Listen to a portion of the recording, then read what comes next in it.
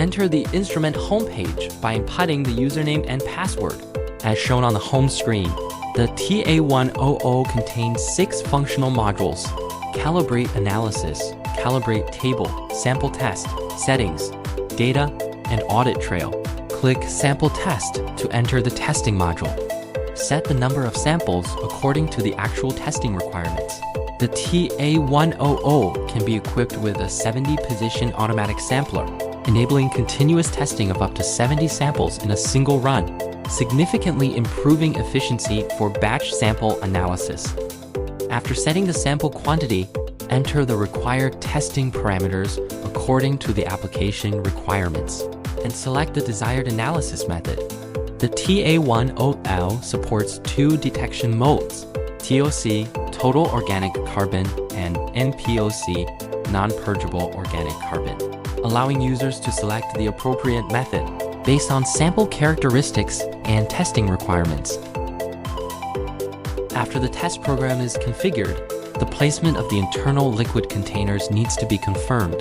The TA-100 is equipped with 4 liquid positions, corresponding from left to right to persulfate, phosphoric acid, sample, and pure water.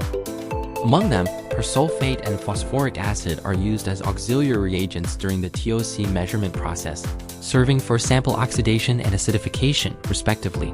The sample is used for TOC analysis, while pure water is used for system cleaning and necessary dilution operations.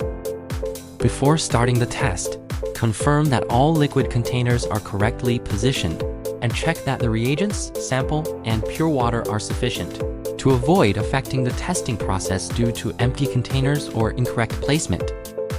After completing the inspection, click the Test button to start the test. During the testing process, the TA-100 will automatically perform steps including sample injection, reagent addition, sample processing, oxidation reaction, and data analysis, without the need for continuous manual operation. After the test is completed, the system will automatically display the test results.